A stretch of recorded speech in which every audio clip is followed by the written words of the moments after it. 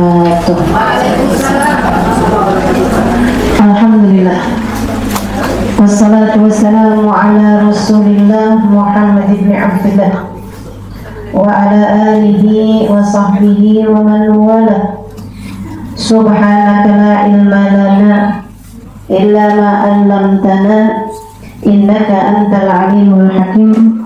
Rabbi shrah li sadri yassir li amri wahlul 'uqdatam min lisani yafqahu qawli, amma ba'd.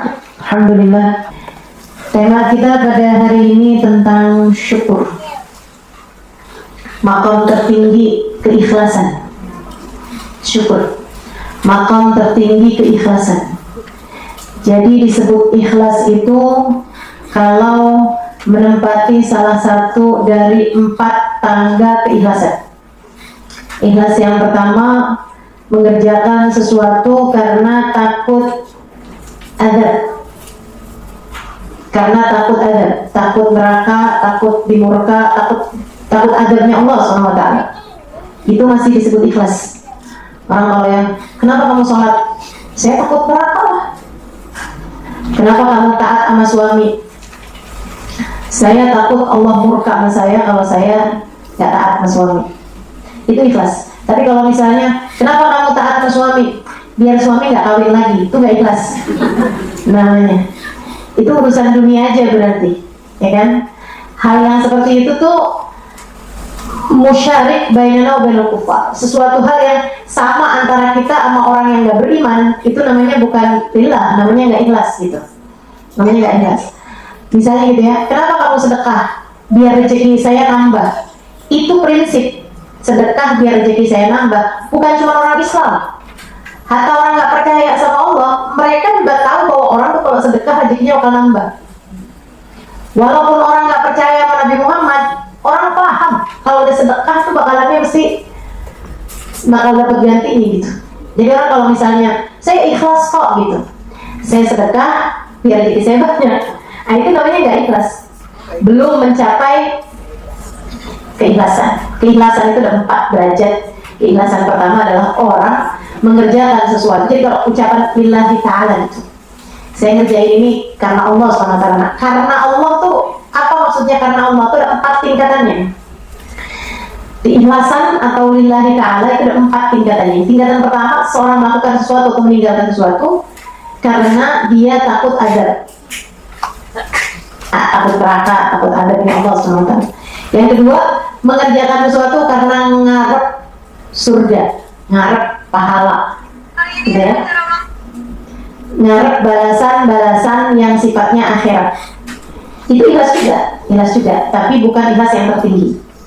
Kalau kamu masih ngarepin di akhirat nanti saya akan, gitu ya. Di akhirat nanti saya berbuat ini biar di akhirat masuk surga, biar di akhirat bisa ada di Firdausul A'la, biar di akhirat saya begini. Bagus, benar, boleh, nggak apa-apa. Gak apa-apa, kalau nggak boleh pasti nggak bakalan diterjib sama Allah SWT. Jadi orang bilang, andai nggak akan surga neraka, kamu nggak akan berbuat, ya berarti kamu nggak ikhlas. Nggak gitu juga konsepnya. Toh juga memang surga neraka itu kan juga surga tempat Allah meletakkan keridhoannya, neraka tempat Allah meletakkan kemurkaannya, sama aja. Maksudnya ujung-ujungnya kita ngerjainnya kan karena Allah, karena ngarep Allah, karena ngarep sesuatu yang dari Allah SWT. Maka itu juga namanya keikhlasan gitu ya. Cuman bukan keikhlasan yang tertinggi gitu. Keikhlasan itu ada 4 tingkatan. Itu kan yang paling bawahnya adalah mengerjakan sesuatu karena takut neraka, takut murka. Kemudian yang berikutnya ngerjain sesuatu karena ngarep surga gitu. Itu juga termasuk bagian dari keikhlasan. Kemudian di atasnya lagi ada nih, ngerjain sesuatu karena cinta. Karena cinta itu juga tingkat tertinggi keikhlasan, tingkat tinggi dari keikhlasan. Dia ngerjain karena cinta sama Allah SWT. Karena dia mencintai Allah. Itu yang disebut sama Rabbi al-Alawiyah, ya Allah, kalau kau tahu aku menginginkanmu, aku berbuat ini hanya karena menginginkan surgamu, halangkan aku dari surga. Kalau kau tahu aku ngerjain ini, ya Allah, ibadah ini semuanya hanya karena takut neraka, masukkan aja aku ke dalam neraka itu.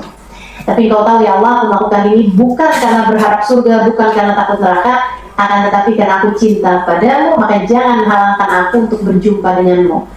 di akhirat nanti. Itu tingkatan tinggi dari keikhlasan. Nah, di atasnya cinta, yaitu syukur. Jadi syukur itu adalah tingkat tertinggi keikhlasan yang disebut sama Nabi Muhammad SAW ketika Nabi Muhammad sholat malam sampai bengkak telapak kakinya, sehingga Aisyah tanya, mengapa engkau memaksakan dirimu sampai sedemikian wahai Rasul? Bukankah telah dijaminkan surga atasmu? Bukankah telah dijauhkan neraka darimu? Mengapa engkau berbuat ini semuanya? Kata Nabi Muhammad, afala uhib an syakur. Bukankah aku ingin untuk menjadi seorang hamba yang pandai berterima kasih, menjadi seorang hamba yang bersyukur pada Allah Subhanahu wa taala. Itu tingkat tertinggi keikhlasan. Tingkat tertinggi keikhlasan adalah melihat ke belakang dari apa yang sudah Allah berikan, kemudian dia ingin menjadi seseorang yang mensyukuri itu semuanya. Jadi nggak ngarep yang di depan, dia ngelihatnya yang di belakang. Yang udah Allah kasih, Allah kasih, Allah kasih, Allah kasih. Ini saya mesti gimana nih gitu. Itu keikhlasan yang level tertinggi itu. Jadi mikir kita bahas apa enggak tinggian begini. Bahas aja lah ya. Enak soal syukur itu. Teman-teman saya sekalian, Allah tuh banyak banget dalam ayat-ayatnya Allah SWT banyak memberikan targhib, memberikan apa semacam anjuran untuk kita bersyukur kepada Allah SWT atas nikmat yang telah Allah SWT berikan kepada kita itu. Dan Allah SWT juga mengeluhkan hamba-hambanya yang gak pinter berterima kasih pada Allah SWT. Kata Allah SWT, innal insana lirabbihi lakanud. Innal insana lirabbihi lakanud. Sungguhnya manusia itu kepada Allahnya lakanud. Lakanud itu sungguh benar-benar kanud. Kanud itu enggak pinter terima kasih, tapi giliran dikasih yang enggak enak ngeluh. Allah sebelum yang model begini. Tapi banyak.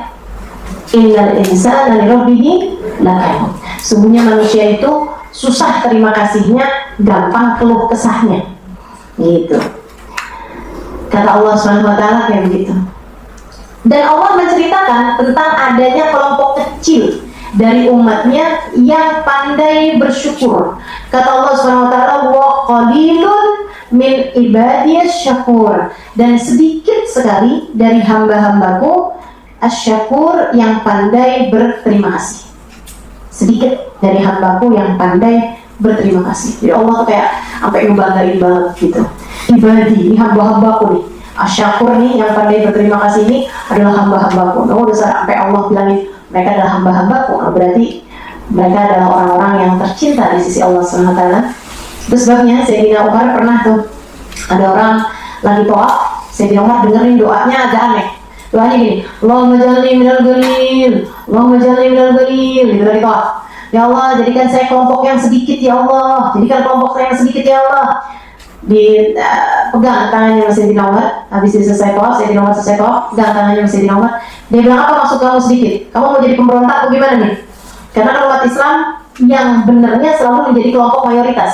Kenapa kamu malah doanya minta yang sedikit gitu? Kenapa kamu doa minta Allahumma ja'alni minal qalil? Ya Allah, jadikan saya termasuk di antara kelompok yang sedikit. Artinya jadikanlah saya termasuk di antara kelompok minoritas. Apa maksudnya doa kamu nih? Kamu pengen jadi pemberontak atau kamu pengen jadi mendirikan sekte-sekte baru dalam Islam? Apa gimana nih? Terus dia bilang, bukankah kita baca dalam Al-Quran wa qalilun min ibadiyas syakur, dan sedikit sekali hambaku yang pandai berterima kasih, saya ingin menjadi salah satu di antaranya. Wahai Amirul Mukminin Umar bin Khattab. Terus saya bilang, wah kalau itu sih saya juga. Mau juga saya jadi hamba-hambanya yang pandai bersyukur, pandai berterima kasih. Ajibtu min halil mu'min, kata Nabi Muhammad. Aku kagum sama keadaannya orang mukmin. Ini tulia fasabar falahul jannah, wa in un'ima fasyakur falahul jannah. Siapa yang diberi ujian, dikasih hal yang gak enak, kemudian dia bersabar, dia dapat surga. Siapa yang disenengin, kemudian dia bersyukur, dia juga dapat surga. Enak nih, orang mukmin, kata Nabi Muhammad.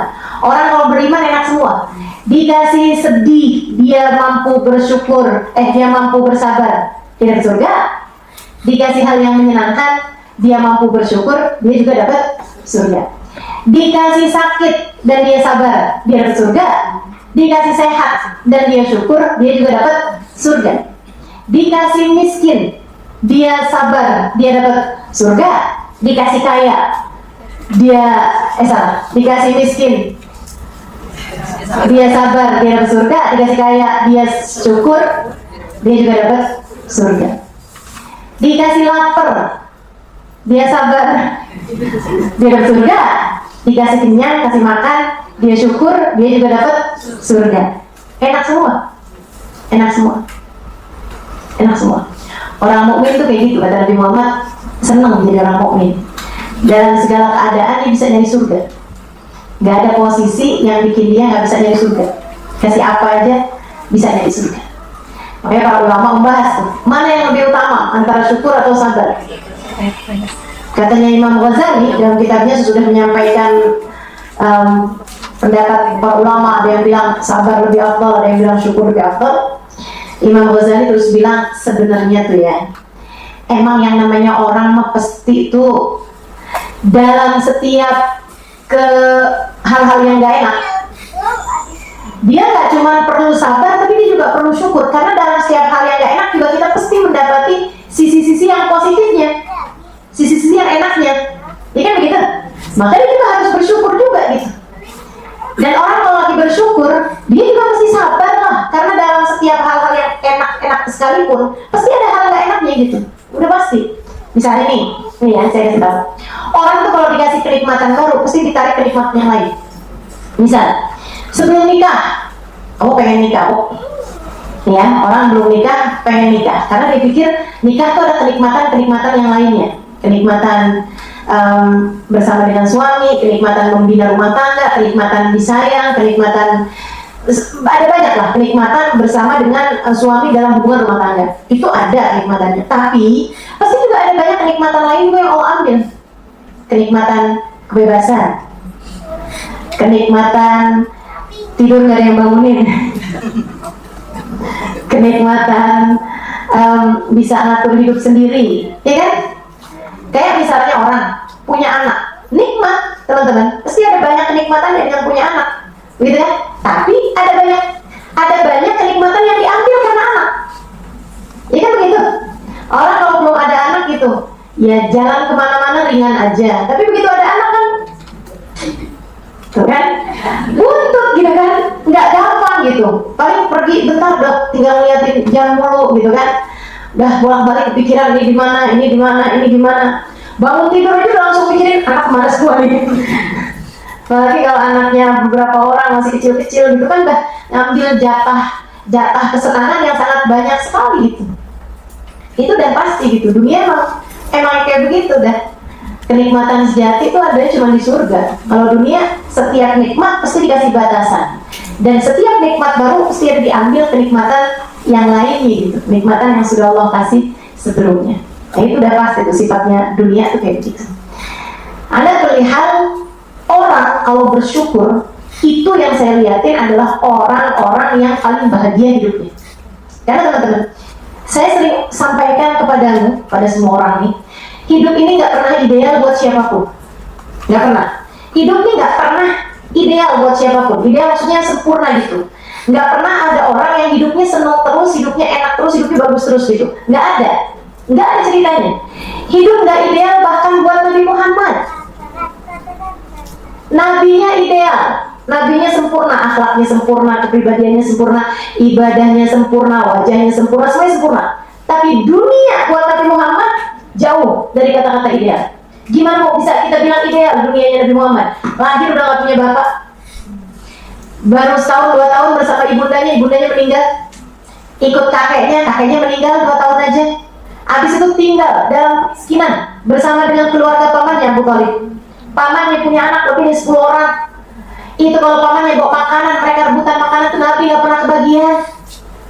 Teman-teman saya sekalian, di usia 11 tahun, 10 tahun, Nabi Muhammad harus mikir untuk bisa mengurangi beban keluarga. Dia harus bekerja, menggembalakan kambing. Ideal macam apa? Nggak ideal sama sekali.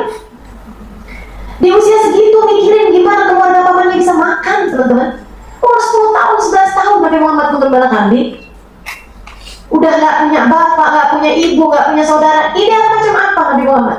Bahkan sesudah Allah anugerahkan Islam kepada beliau pun juga hidup Nabi Muhammad tidak ideal. Dunia bagi Nabi Muhammad nggak ideal. Nabi meninggal dunia di usia 63 tahun, nggak terlalu tua. Saya baru tahu juga ternyata 63 tahun itu nggak terlalu tua, dan itu umur Arab. Per 30 tahun beda 1 tahun. Artinya Nabi Muhammad 63 tahun, umur pakai kalender Islam tuh. Artinya kalau pakai kalender Januari Februari 61 tahun. Karena per 30 tahun itu umur Nabi Muhammad selisih 1 tahun. Jadi Nabi Muhammad meninggal dunia di usia 61 tahun, teman-teman, dengan kalender Masehi. Tua apa nggak tua? Enggak tua sama sekali. Segitunya Nabi Muhammad sudah menguburkan istrinya Khadijah. Nabi Muhammad sudah menguburkan anaknya Zainab, sudah menguburkan anaknya Ummu Kalthum, sudah menguburkan anaknya Ruqayyah, sudah menguburkan anaknya Ibrahim, sudah menguburkan anaknya Qasim, sudah menguburkan anaknya Ibrahim. Udah kubur-kuburin semua anak-anaknya. Hanya satu anaknya yang masih hidup ketika Nabi Muhammad meninggal dunia. Ideal macam apa? Siapa di antaramu yang usia 61 tahun sudah menguburkan 6 dari 7 anaknya? Sudah menguburkan istrinya, sudah menguburkan semua orang-orang yang beliau sayangi di atas muka bumi ini. Hidup Nabi tidak ideal. Saudaraku sekalian, tidak ideal kehidupan dunia di Nabi Muhammad. Pun kalau kita baca sejarahnya orang-orang besar, nggak ada yang hidupnya ideal. Nggak ada. Tidak Imam Syafi'i, tidak Imam Malik, tidak Rabi'atul Adawiyah, tidak Hasan al-Basri, itu siapapun. Kamu sebutlah nama orang-orang besar dalam agama kita ini. Semua kehidupannya benar-benar berada dalam keadaan yang kesulitan. Imam Ahmad bin Hanbal itu usianya 14 tahun lebih muda daripada Imam Syafi'i, tapi terlihat bertahun-tahun lebih tua daripada Imam Syafi'i karena mendapatkan kekejian dari pemerintah tempat beliau tinggal, hingga pernah beliau itu badannya diikat, ikatannya dipegangkan sama kuda, diikatkan ke kuda, kudanya disuruh lari. Badan beliau terpontal-pantil di jalan. Imam Ahmad bin Hanbal. Alaihi Allah. Nggak ada kehidupan dunia ini yang ideal. Nggak ada. Jadi kalau kamu mau tahu siapa orang yang hidupnya di atas muka bumi ini paling bahagia, bukan dia yang dapat ujian paling sedikit, bukan. Bukan pula dia yang kehidupannya paling sederhana gitu, bukan juga dia kehidupannya paling mewah gitu, bukan. Siapa yang hidupnya paling menyenangkan di atas muka bumi ini adalah orang-orang yang mampu mensyukuri sakit sebagaimana orang lain mensyukuri sehat. Orang-orang yang mampu menikmati lapar di saat orang lain menikmati kenyang. Mereka adalah orang-orang yang mampu bersyukur dalam segala keadaan. Mereka yang hidupnya paling bahagia. Mereka yang sudah berada dalam surga sebelum surga pada nantinya. Itu sebabnya kenapa Allah ketika menceritakan tentang hamba-hamba tercinta di sisinya, Allah menggunakan kata-kata an'amallahu alaihim. Seperti yang kita bilang, ihdinas siratal mustaqim. Allah tunjukkan kepada kami jalan yang lurus. Jalan yang lurus, jalannya orang soleh. Apa yang disebut jalannya orang soleh? Siratal ladina an'amta alaihim. Orang-orang yang dikasih nikmat paling banyak ya Allah. Yang dikasih nikmat paling banyak siapa? Menurutmu teman-teman? Yang duitnya paling banyak, yang hartanya paling melimpah ruah, bukan. Mereka yang mampu mensyukuri apapun dalam segala keadaan. Makanya ketika Allah sebutkan tentang orang yang paling dikasih nikmat sama Allah paling banyak, Allah menyebutkan a'udzubillahi minasyaitonir rajim, man yuti'illaha war rasul fa ulaika ma'al ladina an'ama Allahu 'alaihim minan nabiyyin was-siddiqin wasyuhada shalihin wa hasuna ulaika rafiqa. Orang yang taat pada Allah, orang yang taat pada Rasulullah, mereka akan dikumpulkan dengan orang yang dikasih nikmat paling banyak. Siapa yang dikasih nikmat paling banyak? Dengan nabiyyin, para nabi-nabi Allah, siddiqin, para wali-walinya Allah, syuhada, para pejuang-pejuang di jalan Allah, para ulama, para pejuang, para syahid, salihin, orang-orang saleh. Itu yang dikasih nikmat sama Allah paling gede. Kenapa? Sebab mereka mampu mensyukuri segala keadaan. Mereka melihat Allah ada pada apapun dan siapapun, karenanya mereka mampu berterima kasih kepada apapun dan siapapun. Oke, kita bahas. Teman-teman sekalian, kenapa ada orang bisa bersyukur sementara ada pula orang-orang yang gampang berkeluh kesah? Itu tuh semuanya tergantung masyhad, tergantung sudut pandang. Dan ini yang menurut saya salah satu hal terindah yang diajarkan guru saya Sayyidil Habib Umar bin Hafid kepada saya dan kepada murid-murid yang lain, tentu saja pada kami para murid-murid. Tadbirul masyhad, meluaskan sudut pandang. Kenapa orang sama-sama dikasihnya nih, tapi kenapa yang satu berterima kasih, yang satu enggak gitu? Kenapa ada orang ini kayak ibaratnya duduk sama-sama di sini, ada yang merasa bahwa alhamdulillah hari ini bisa duduk di majelis taklim, ada juga yang ini kapan selesainya ya. Ya saya punya banyak urusan yang sudah lima ngomong lama banget kayaknya nih. Selesainya kayak misal gitu. Orang itu menikmatinya duduk di sini bukan tergantung seberapa dekat dengan AC didudukan. Bukan tergantung dari apakah dia dapat sandaran atau nggak dapat sandaran gitu kan.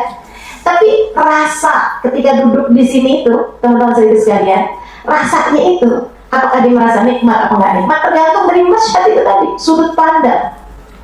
Tergantung daripada sudut pandang. Kamu melihatnya dari sisi mana gitu. Nah, ada hamba-hamba Allah Subhanahu wa taala yang dalam keadaan apapun yang dia lihat yang bagus nih gitu. Yang dia lihat tuh yang cakepnya. Mereka itulah ahli-ahli syukur. Orang yang pandai bersyukur itu bukan berarti mereka nggak dapat ujian dalam hidup, bukan berarti mereka iya sih dia bersyukur, dia enak terus hidupnya, pasti dia bersyukur. Enggak, teman-teman. Dia kaya, dia punya suami sayang sama dia, suaminya nggak kawin lagi, suaminya cakep, suaminya sayang sama anak-anaknya, ini dia bersyukur, kurang apa lagi hidupnya. Ada kan kita suka dengar istilah-istilah kayak begitu gitu. Padahal nggak gitu, teman-teman sedikit sekalian, nggak gitu. Saya banyak ketemu orang-orang yang kaya, ketika cerita saya isinya penderitaan isinya. Hidupnya menderita, penuh dengan permasalahan apalah segala macam. Ya Allah, saya lihat ribet bener ya kayaknya ya. Saya nggak mau deh jalanin hidup kayak hidupnya dia gitu. Sehingga sekalian, karena memang masalahnya bukan pada hal-hal yang kayak begitu, bahagia, seneng, itu kan sesuatu yang di sini nih tempatnya, dalam hati kita sendiri, ya kan? Maka orang yang bersyukur adalah orang yang bisa selalu meletakkan sudut pandangnya kepada hal-hal yang indah-indah, gitu. Hal-hal yang indah-indah. Gimana tuh bisa nyari sudut pandang yang indah itu gimana? Ketika kita berada dalam keadaan-keadaan yang enggak enak gitu ya, nyari sudut pandangnya gimana? Sedikit sekalian yang saya muliakan, barangkali jawabannya adalah apa yang disebutkan oleh Habib Abdullah bin Husain bin Tahir, wa kullu fi'lik jamil. Wa kullu fi'lik jamil. Ya Allah, semua perbuatanmu adalah indah. Syukur itu erat kaitannya sama iman. Ketika kamu tahu bahwasanya apapun datangnya dari Allah, siapapun adalah hambanya Allah, tak ada yang dapat terjadi kecuali dari Allah. Kemudian kamu cinta kepada Allah, maka yang dari yang kita cinta semuanya indah. Kamu cinta sama anak kamu cubit pipi kamu aja kamu senang. Anak kamu pukul kamu, anak umur 1 tahun, umur 2 tahun gitu kan, datengin mamahnya, kemudian dicubit mamahnya, dipukul mamahnya, sakit, tapi kamu senang. Tangan kamu masukin ke giginya, kamu lihatin baru tumbuh gigi gitu, tahu-tahu gigi kamu, tangan kamu digigitnya, sakit apa nggak sakit? Sakit. Sehingga sekalian, bayangkan kalau itu dikerjakan orang lain. Tetangga kamu gigit tangan apa kira-kira ya perasaan kamu? Tapi ketika yang mengerjakan itu adalah anak kamu, belahan hati kamu, jantung hati kamu, digigit aja kamu kesenangan. Saya nggak pernah lihat ada ibu-ibu digigit anaknya anaknya digampar. Nggak pernah lihat saya. Yang ada malah kamu merasa lucu aja gitu, seneng aja kamu. Kenapa gitu? Karena yang melakukan itu adalah orang yang kamu sayang sama dia, kamu cinta sama dia, dan kamu tahu dia pun juga mengerjakan itu bukan karena benci, tapi karena cinta. Ketika suami kamu melemparkan bantal kepadamu, yang nggak panci juga ya, nggak piring juga, bantal gitu kayak lagi seneng, kemudian dia bantal, apa sih kamu gitu, ya, kamu sakit misalnya gitu, tapi kamu seneng aja ya, beli pengantin baru gitu kan, cubitin nama pasangannya, suaminya, pegang-pegang hidungnya gitu. Suami itu banyak kalau masih pengantin baru tuh, kita tidur di tangannya berjam-jam, dia nggak kenapa-napa. Cobain 10 tahun kali, cobain. Teman-teman sekalian, kullu fi'lin jamil, perlakuan dari orang yang kita cinta itu beda kita nerimanya. Nah, ada kekasih Allah, hamba-hamba tercinta di sisi Allah, mereka melihat wa kullu fi'lik jamil. Ya Allah, semua yang darimu selalu indah. Semua yang darimu selalu indah. Jadi yang lihat, bahkan angin tak dapat bertiup kecuali dengan izinnya. Bahkan hujan tak dapat turun kecuali dengan izinnya. Dia yang menentukan semuanya, kapan hujan, kapan terang. Maka dia lihat hujan dia senang, dia lihat terang dia senang. Belum fi'lik jamil, dia dibikin sakit dia senang, dia dibikin sehat dia senang. Dikasih apa aja sama Allah dia senang. Kenapa? Dia lihat Allah pada semuanya. Dia lihat semuanya dia ngasih Allah Subhanahu wa ta'ala. Makanya dia syukuri semuanya, disenengin semuanya, disenengin semuanya. Mereka itulah orang-orang yang hidupnya paling bahagia. Mereka itulah orang-orang yang hidupnya paling bahagia. Kebayang gak sih kayak gimana bahagianya orang yang dikasih sakit ini bahagia, dikasih sehat lebih bahagia lagi, tapi dikasih sakit aja ini bahagia. Pernah ada satu orang, dia itu kena sakit yang udah berat banget sampai dikeluarin dari rumah sakit, dan dia nggak punya keluarga, nggak punya sesiapa, dia ada di jalanan di luar rumah sakit gitu ya, di luar tempatnya orang ngurusin rumah sakit, di luar itu udah nggak ada lagi yang dipeduliin, nggak ada orang peduli sama dia, seorang perempuan, nggak ada yang peduli sama dia, nggak ada keluarganya nyamperin dia, nggak ada sesiapa. Ada seorang pemuda lagi lewat di situ, lewatin orang lagi sakit di jalanan yang udah ditolak bahkan sama rumah sakit, karena rumah sakit udah nggak bisa bikin apa-apa lagi, jadi nggak usah menuhin juga rumah sakit, dia juga nggak bayar nggak apa gitu ya, dan taruh aja tuh di luar. Ada pemuda lewat di situ, kaget karena ketika lewat dengar si orang sakit yang udah nggak bisa ngapa-ngapain ini, dia bilang gini, alhamdulillah, alhamdulillah, alhamdulillah. Orang tuh mengucap alhamdulillah tuh kalau paham maknanya kayak lagi ngomong makasih ya Allah, makasih ya Allah, makasih ya Allah. Dia lagi jalan balik lagi, dia bilang ya hadi alamada tahmadin rabbak. Dia bilang, bu, ibu makasih sama Allah dari apa bu? Dia nggak bilang la ilaha illallah, la ilaha illallah, wajar dong itu ya, atau dia nggak bilang kayak subhanallah atau apalah gitu kan, atau astagfirullah, astagfirullah gitu, wajar. Tapi dia bilang alhamdulillah, alhamdulillah, pakai senang gitu, alhamdulillah, meskipun dengan suara yang sangat lirik. Sampai nanti, ibu syukur sama Allah, terima kasih sama Allah, kayak enak banget gitu bu. Ibu tuh syukur dari apa? Badan udah nggak bisa pakai apa-apain, udah sakit setengah mati kayak gitu. Udah bahkan rumah sakit pun nolak teman-teman. Nggak punya saudara, nggak punya kerabat yang ngurusin dia, coba apa lagi coba. Dan lagi sakit kayak begitu, ada nikmat makanan, nikmat apa pun nggak ada lagi nikmat-nikmatnya. Dia bilang alamada tahmadin rabbak. Kamu tuh berterima kasih sama Allah dari apa? Dia bilang alhamdulillah alladzi ja'ala li lisanan dzakira wa qalban syakira.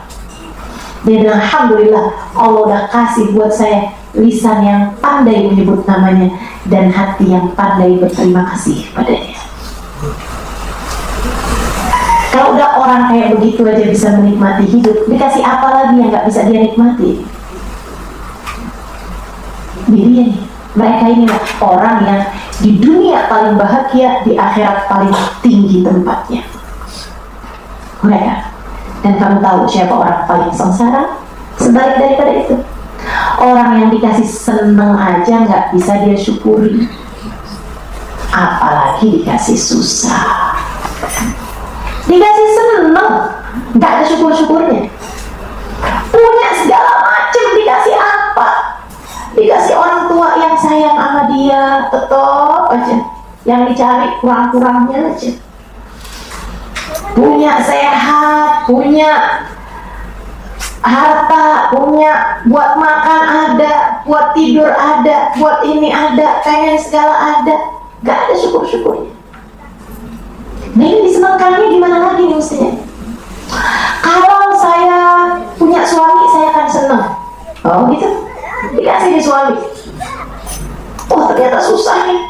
Kalau saya udah punya anak bisa senang. Kasih anak, tambah susah, tambah stres. Kalau anak saya besar-besar bisa senang. Udah besar-besar anaknya, kayaknya dulu lebih senang deh.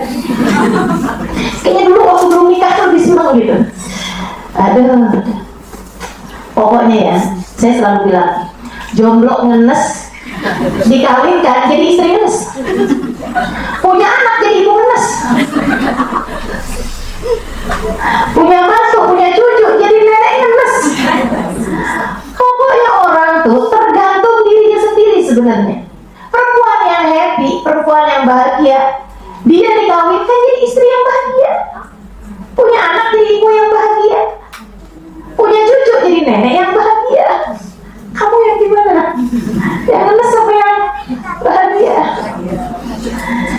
Jadi terus ingetin diri teman-teman, terus ingetin diri. Masalahnya bukan pada seberapa Allah kasih sama kamu, tapi seberapa kamu mampu mensyukuri yang dari Allah Subhanahu wa Ta'ala. Semuanya dari Allah, semuanya dari Allah. Dikasih sehat, alhamdulillah. Dikasih sehat, alhamdulillah. Dikasih sakit, kalau kita pikirin, sakit itu cara Allah buat ngapusin dosa. Sakit itu cara Allah buat bikin kamu diam-diam berpahala. Mau berpahala itu kan mesti ibadah kan, betul nggak? Mau berpahala itu mesti ibadah.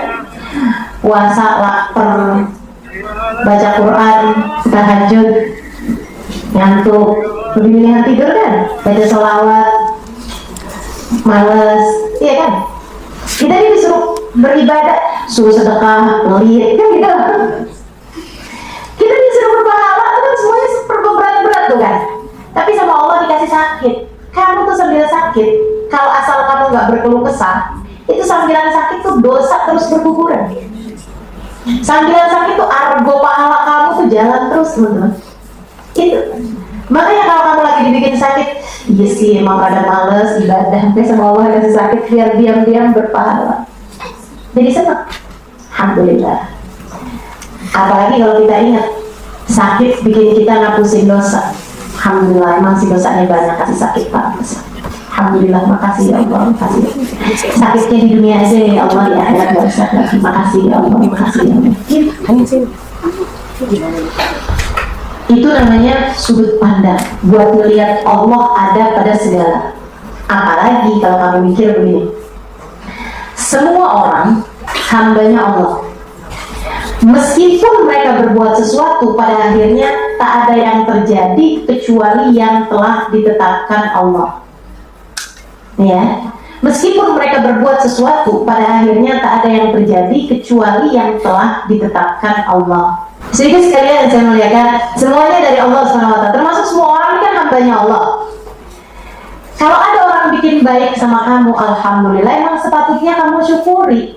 Nggak usah kamu cari-cari hal-hal yang bikin kamu jadi curiga, kayaknya jangan-jangan dia bikin baik, ini mau buat begini biar begini. Itu jadi urusan antara dia sama Allah lah, kamu terima aja. Kalau ada orang bikin baik, maksudnya ada orang ngasih sesuatu, ada orang memberikan perhatian, sayangin, ini itu, alhamdulillah, nggak usah kamu curigain. Kan gitu ya? Ini susah banget hidup kamu nih kalau ada orang yang baik kamu curigain, ada orang yang jahat kamu lebih jahat lagi ke dia. Kapan kamu mau baik nih gitu? Cara mikirnya gini, kalau ada orang bikin baik, kalau ada orang berbuat baik sama kita, alhamdulillah, alhamdulillah.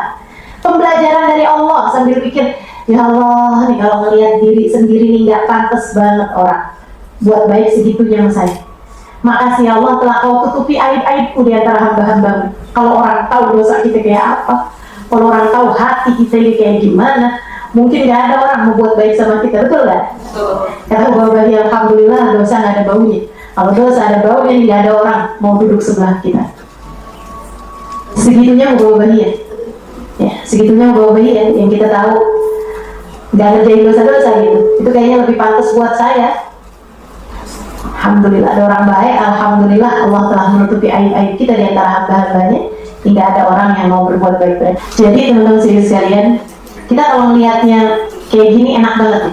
Jadi kalau ada orang buat baik sama kita, alhamdulillah, alhamdulillah, makasih Allah, engkau telah menutupi aib-aibku di antara hamba-hambamu sampai kau gerakkan orang buat berbuat baik padaku. Andai saja kau buka-buka aib-aibku, dosa-dosaku, hatiku yang belum benar, mungkin gak ada orang mau berbuat baik segitunya padaku. Kalau ada orang bikin salah, bikin gak enak sama kita mikirnya gini nih teman-teman, ya Allah, ini kayak cermin banget sih, betapa pantasnya nih saya diperlakukan kayak begini. Emang semestinya saya tuh kayak gini, emang semestinya saya tuh diperlakukannya seperti ini. Biar kita nggak terlalu ngarep seneng di dunia, biar kita kangen sama surga. Itu apa begini?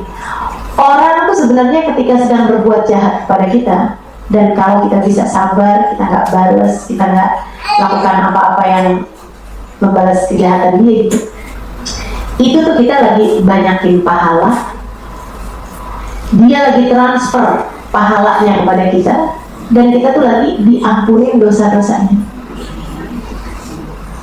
Habib Umar pernah cerita, jadi ada orang ibu-ibu biasa nih, ibu-ibu biasa di sebuah kampung meninggal dunia. Beberapa bulan sesudah dia meninggal, salah satu ulama di kampung itu ngimpiin dia, kayak ada siapa kayak Ibu Marni kayak gitu meninggal ceritanya nih.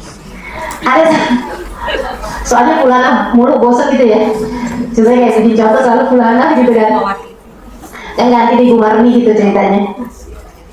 Jadi Ibu Marni ini ceritanya meninggal, dia biasa-biasa aja, perempuan yang enggak juga ahli ibadah, enggak juga yang gimana-gimana, biasa deh gitu. Dia meninggal nih teman-teman, beberapa bulan sesudahnya ulama di kampung itu ngimpiin Ibu Marni ini dalam kubur kaya raya, konglomerat, dan seneng banget gitu, mukanya bercahaya, pokoknya hidupannya enak banget dalam kuburnya gitu. Jadi lagi nanya gitu kan, Bu, hebat banget nih Bu, punya amal ibadah apa yang sampai bikin Ibu jadi kayak begini dalam alam kubur, kayak enak banget gini keadaannya. Dia bilang, Ustaz, jangan husnuzon Ustaz, saya memang biasa-biasa aja. Iya, setahu saya juga gitu, Ibu biasa-biasa, bukan orang yang misalnya hafal Quran kah, atau selalu ibadah kah, ahli puasa, ahli tadi, enggak juga gitu. Tapi kok ini dalam kubur senang banget. Dia bilang, iya Ustaz, saya memang biasa-biasa aja Ustaz. Makanya nih Ustaz nih, saya meminta tolong Ustaz nih, tolong sampein Ustaz sama orang-orang di kampung kita Ustaz. Ibu siapa ya? Bu Wati, Bu Ratna, Bu Erna, Bu semuanya nih ibu-ibu itu dah, kirim salam saya sama mereka semuanya Ustaz, bilangin sama mereka makasih, tiap hari mereka ngomongin saya dulu. Jadi saya ini sekarang Ustaz dibalas bukan dari ibadah saya, tapi dari ibadah mereka. Allah ambilin pahala ibadah mereka tiap hari, ngaji, duha, sedekah, tahajud, puasa. Allah kirimin di saya, bilangin makasih Ustaz, bilangin sama mereka, teruskanlah.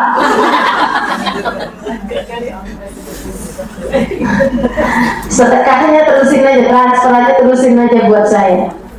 Kalau kita tahu bahwa orang itu ketika berbuat jahat sama kita sebenarnya lagi ngirimin pahala buat kita, kayaknya daripada kita marah-marah, daripada kita sakit hati, daripada kita baper, mendingan terima kasih deh, mendingan syukur gitu. Alhamdulillah gitu. Alhamdulillah.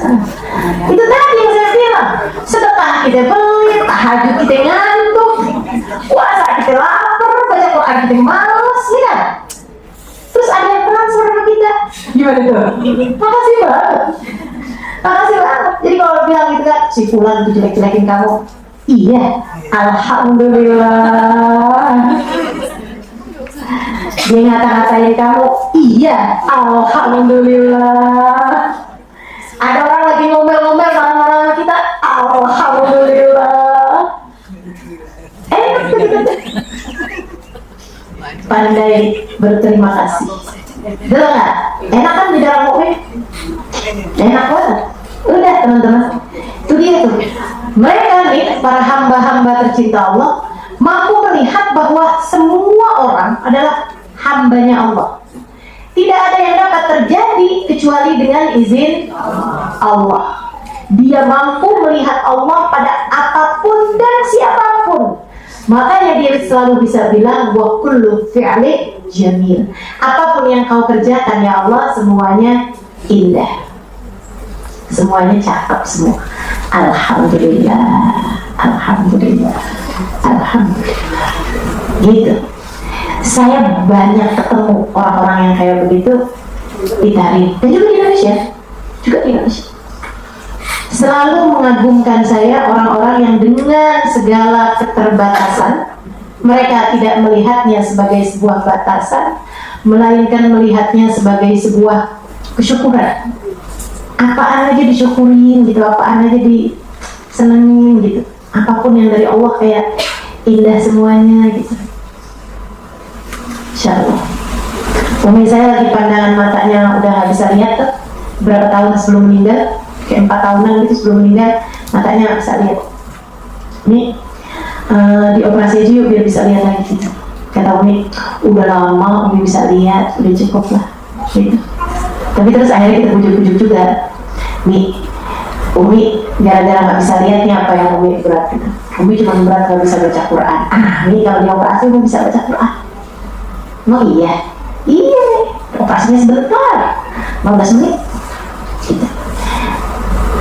Akhirnya buat bujukin Umi itu kita datengin orang-orang tuh yang udah operasi katarak, kita kenalin ke Umi gitu kan. Umi pertanyaannya gitu, udah operasi, udah, asalnya nggak bisa lihat, enggak, sekarang udah bisa baca Quran. Pertanyaan Umi kayak gitu, dan semua jawabannya tuh udah nih, alhamdulillah nih bisa baca Quran lagi. Oh gitu. Ada satu orang nih, udah bisa baca Quran. Enggak nih, saya emang nggak bisa baca Quran. Jadi emang dia nggak bisa baca Quran. Jadi walaupun habis dioperasi tetap nggak bisa baca Quran kan. Terus Umi pertanyaannya gini, nah terus ngapain dioperasi? Kayak perasaan Umi saya tuh punya mata buat baca Quran gitu. Masya Allah. Tuh ada tuh orang-orang tuh yang kayak begitu tuh. Wa kullu fi'li jamil. Dia ngeliat maksudnya yang dari Allah, kasih mata, kasih ini gitu. Kayak enak semuanya aja gitu. Saya ingat lagi zaman saya kecil, saya pernah bilang sama Umi di zaman saya muda, ya. Biar gini saya pernah muda juga. Terus saya bilang sama Umi saya gitu, Umi rambut rontok. Kata Umi gini, gak apa-apa nih, yang sisa kan masih banyak. Itu saya selalu ingat terus. Itu cara berpikir yang begitu itu yang kita perlu biar kita selalu bisa bersyukur. Oke, rambut rontok, tapi kan sisanya masih banyak. Iya juga. Jadi itu aja tuh cara mikirnya enak. Misalnya kita lagi kehilangan apapun gitu kan, ya gak apa-apa deh, kan masih ada ini, masih ada ini, gitu. Lagi sakit perut, alhamdulillah cuma perut. Yang lain kepala bagus, tangan bagus, kaki bagus, semuanya bagus gitu. Itu cara berpikir semacam itu yang bisa membuat kita mudah-mudahan lebih bisa bersyukur atas nikmat yang telah Allah SWT berikan kepada kita. Terus ya teman-teman, sebenarnya nih, apa sih yang bikin kita itu gak bersyukur? Allah tuh ngasih kita segalanya loh buat kita. Segalanya. Apa yang kamu gak dikasih? Sehat kamu dikasih, Makanan kamu dikasih, betul nggak? Lebih daripada itu semuanya tuh, kamu pengen tidur punya tempat tidur, betul nggak? Kebayang korban-korban perang yang lagi ada di mana-mana. Kita alhamdulillah, apa-apanya tuh yang Allah kasih sama kita tuh udah nggak kehitung. Wa in ta'uddu ni'matallahi la tuhsuha. Kalau kamu hitung nikmat yang Allah berikan, nggak bisa kehitung dari banyaknya nikmat yang Allah bagi pada kita. Di atas itu semua, kita punya orang tua yang beriman, yang sholat, yang soleh, yang bisa tenadahin tangan doain kita, betul? Iya. Ada banyak orang-orang di luar sana, orang tuanya nggak beriman, nggak bisa doain anak-anaknya. Ada banyak di sana orang tuanya nggak sholat. Kita alhamdulillah. So itu sekalian yang saya muliakan, saudara-saudara yang saling sayang, kurang lebih lah, kurang lebih. Tapi kan kita punya kerabat, kita punya keluarga. Menurut saya sih ada satu yang menjengkelkan, misal ada satu yang nggak enak lah gitu kan, tapi sisanya yang lain banyaknya enak, betul nggak? Ada satu yang benci sama kita bawaan sebermulu sama kita gitu, kita nggak tahu. Itu kan cara Allah buat ngapusin dosa itu tadi ya kan? Betul kan? Ya alhamdulillah tadi itu kan. Lah sisanya yang lain-lain kan alhamdulillah lagi gitu, maksudnya sama juga lebih bikin kita alhamdulillah juga gitu. Tuh. Dari urusan-urusan duniawi Allah penuhin. Siapa di antara kita yang nggak bisa keluar rumah karena nggak punya baju? Pernah? Nggak pernah. Nggak pernah. Siapa di antara kita yang nggak bisa pergi majelis hanya karena nggak punya ongkos? Saya sih nggak pernah. Saya nggak tahu teman-teman. Saya rasa Allah tuh kayak nggak bikin kita sampai segitu susah nih. Siapa di antara kita yang pengen makan lapar tapi nggak bisa makan karena emang nggak punya makanan dan nggak sanggup beli makanannya? Siapa di antara kita yang gitu? Ada. Allah penuhin semua. Kamu nggak usah mikirin orang lain, saya mikirin kamu. Kamu coba ingat-ingat, pernah nggak dalam hidup kamu pengen banget makan tapi kamu tahan karena kamu nggak punya duit buat beli makanan dan kamu nggak punya makanannya? Pernah? Pernah?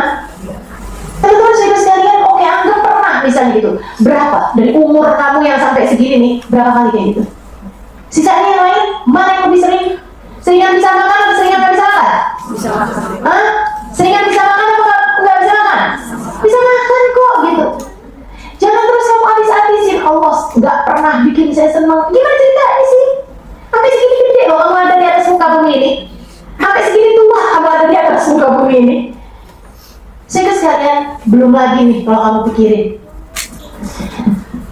Kamu, saya tahu, pernah berada dalam keadaan yang sangat susah, sangat gelap, sangat jatuh, sangat terpukul, sangat di bawah.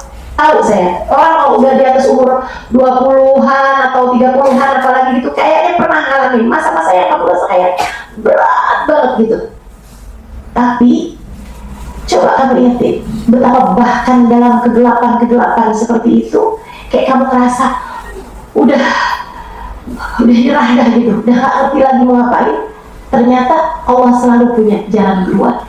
Allah selalu ngasih kamu solusi. Allah selalu kayak narik tangannya, narik tangan kamu untuk bawa kamu ke tempat yang lebih baik. Bukan begitu? Iya. Iya. Gimana kamu gak syukuri? Di atas itu semua teman-teman saudara sekalian, lihat dirimu itu. Maksiat pernah? Bikin dosa pernah? Pernah? Sering. Mata kita bikin dosa, iya. Telinga kita bikin dosa, iya. Tangan kaki kita bikin dosa, iya. Hati kita apalagi langganan bikin dosa.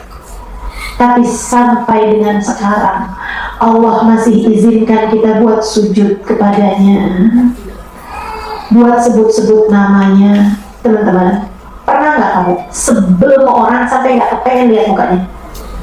Pernah? Pernah nggak? Pernah kan? Saya pernah. Sebelum orang sampai saya nggak sanggup lihat mukanya. Jadi sekalian Allah tuh kayak gitu. Allah tuh kalau udah benci sama seseorang, sebel sama seseorang, Allah nggak izinkan lagi dia untuk menghadap kepada Allah dalam sholat-sholatnya. Pernah nggak kamu kamu sebel sama orang sampai kamu gak mau sebut namanya? Pernah? Allah kayak gitu.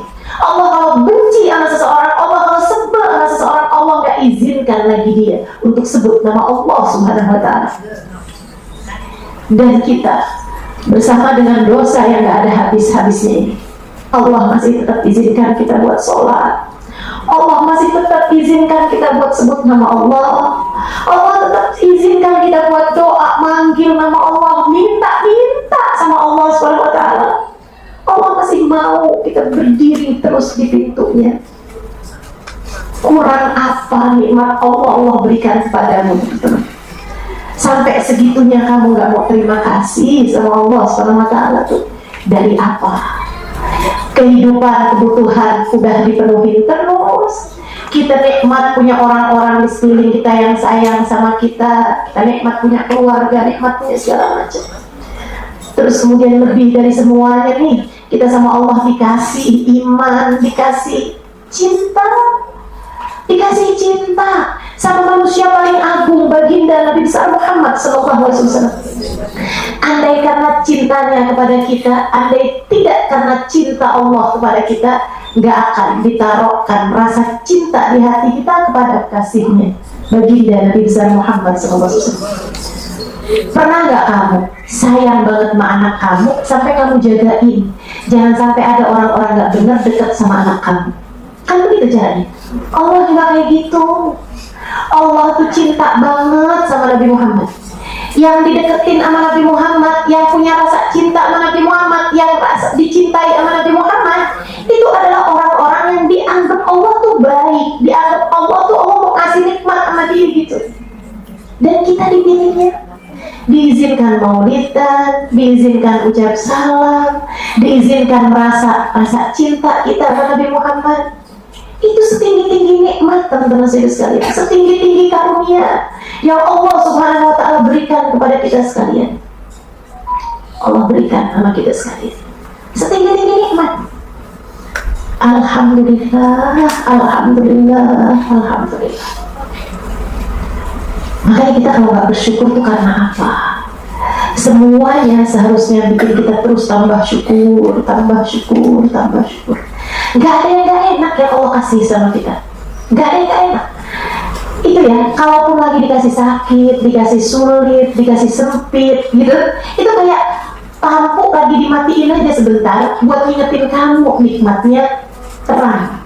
Karena kita ini modelannya yang kalau dikasih terang terus kita lupa nikmatnya terang. Sampai ketika gelap baru ya ampun iya ya susah ternyata ya alhamdulillah kemarin itu terang terus gitu. Betul nggak? Jadi itu kadang-kadang Allah kasih sama kita itu dikasih sakit biar kamu menikmati nikmatnya sehat, biar kamu lebih menghargai kenikmatan tersebut. Allah bagus semua, masih sama kita tuh bagus semua. Alhamdulillah, alhamdulillah, alhamdulillah. Mudah-mudahan kita semua pada jadi ahli syukur semuanya. Mudah-mudahan Allah jadikan kita punya lisan yang pandai bersyukur, punya hati yang pandai bersyukur. Salah satu dari ijazah yang diberikan Nabi Muhammad kepada sahabatnya Sayyidina Mu'ad bin Jabal, ya Mu'ad, ini uhibbak fala tada'anna an tagrab dubra kulli salat Allahumma a'inni ala dzikrika wa syukrika wa husni ibadati. Wahai Mu'ad, aku cinta padamu, jangan lupa untuk baca setiap habis selesai sholat Allahumma a'inni ala dzikrik wa syukrik wa husni ibadati. Ya Allah, bantu aku untuk selalu menyebut namamu, bantu aku untuk jadi hamba yang pandai berterima kasih, bantu aku untuk bagus dalam beribadah kepadamu ya Allah. Itu mudah-mudahan bisa terus-terusan dibaca setiap habis selesai sholat. Zikiran di antara zikiran yang bisa kita baca insya Allah.